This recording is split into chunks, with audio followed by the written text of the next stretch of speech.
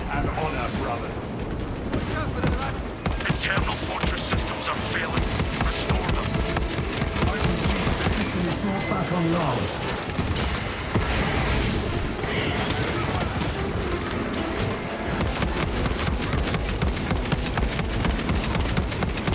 Changing magazine.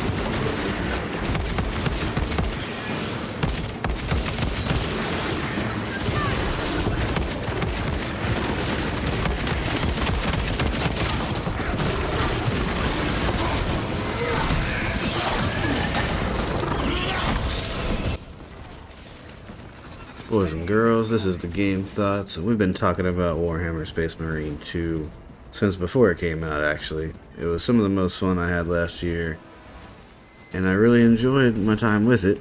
Every time it gets an updated new mission, I jump on, run my few rounds with the characters I like, play on the harder difficulties. I like all that kind of stuff. I'm not one to really rerun through content a bunch of different times. There's too many games to play nowadays for that. But that being said, the Horde mode, or Siege is what they're calling it, is what we're here to talk about today. But really, not even trying to be a hater. This is a definition of too little too late. We've only gotten one multiplayer map from them, and then we finally get this so many months later. And I am part of the problem. I bought the special edition with all the extra skins and all that kind of stuff that shouldn't have been something to add on anyway. We should have just paid for the content. Maybe that's a different discussion, but I know that that affected it, so that's why I bring it up. But before we get into it, I just want to start off by saying, had a lot of fun with the Siege mode so far. We will probably be doing a full video on it once we beat it. I'll get Prog and Pro Brian on here, do a full run through. But it just got me thinking. I think this is just the pinnacle of too little too late, too much emphasis on skins and the other side of the content that really doesn't matter. And it especially doesn't matter because this game was a full price game, and that's really my biggest thing. All the resources, and yes, it's different teams, blah blah blah, this is a AA studio, but all of the resources and all of the money could have been put into just putting time into actually making that content. I think that we could have gotten it faster. And then also on top of that, them announcing and even doing pre-production on Space Marine 3 when they're not anywhere near done with this one. Kind of asinine. They're also working on the new Turok game at the same time as this. So maybe they took on too much. Maybe they were doing a little too much. That being said, I know I lost some people already. I do like this game, and I do appreciate it for what it is. It really was a big thing to have a full package game with a multiplayer, a co-op mode, and a full campaign. It just should not take this long to get a Horde mode, and then when we get it, it's only one map. You can use both factions, or you play against both factions, I should say. And there are some objectives to do. It's definitely some brutal combat. You got a new leveling system. It's a way to keep on playing the game without having to do the same missions over and over.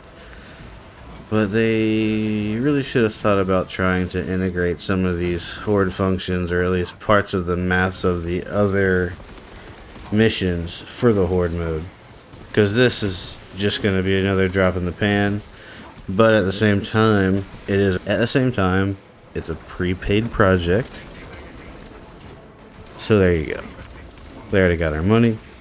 They put the mode out. I'll be surprised to see what else we get. This one has been very successful, as it deserves to be successful. That's not what I'm getting at. More so, I just feel like at this point we should have at least 2 or 3 multiplayer maps. This Horde mode should have already been out. The skins should be something that are inside of the game as the package for something to unlock and a reason to keep on playing the game. I guess really the main point of this is if we need more examples of why we shouldn't add in skins to premium games that are not free-to-play projects. Here's another good example. We would have gotten a lot more content faster if that was not the case and the cadence they were going with. I definitely, as much as I do like the game, think the team stretched themselves too thin working with that many projects. Then again, they work for Saber. You gotta jump on what your publisher says. We will play more Space Marine 2 as more missions come out. I will play Space Marine 3 whenever that drops. It's gonna be exciting. But this team really could have done more with this game. As cool as it is, I guess really at the end of the day, I just want more of it, wanted more from it. And I really wanted, especially the multiplayer and the Horde mode. The Horde mode, I guess it's just been so long. Maybe I'll warm up to it more. Hopefully I will. I really wanted more spectacle out of it. I wanted it to be big and incorporate the crazy amount of stuff that can go on in this engine. And then really just on the multiplayer side of things, just give us more maps. It's kind of crazy. But we gotta remember, it's not a AAA studio, wasn't AAA development, it's just punching way above its weight class. And then really I'm not trying to step on any toes, just wanted to give this example. And just say, like, it seems nowadays, like, even when we do get to enjoy things in games, everything has just got this caveat. It's like, oh, but then again, the culture looks for them nowadays, and a lot of what you click on is rage bait, clickbait. Everyone wants to have the same narrative. I'm digging this game. I always have been digging this game. That part of it has just always been an issue, and I just wanted to shed some light on it. I know, now on the flip side of all of this, if you're a true Warhammer fan, and all those things and all these skins mean something to you, I fully understand. Just talking from the casual perspective, and as someone who does not buy skins no matter what. I'm from the era of unlocking things and paying for games. This has been the GameTHOTS. Thoughts, some opinions, trolls, strategy. Hope you enjoyed the show. We will see you next time. We got a whole lot of stuff going on. Later, y'all.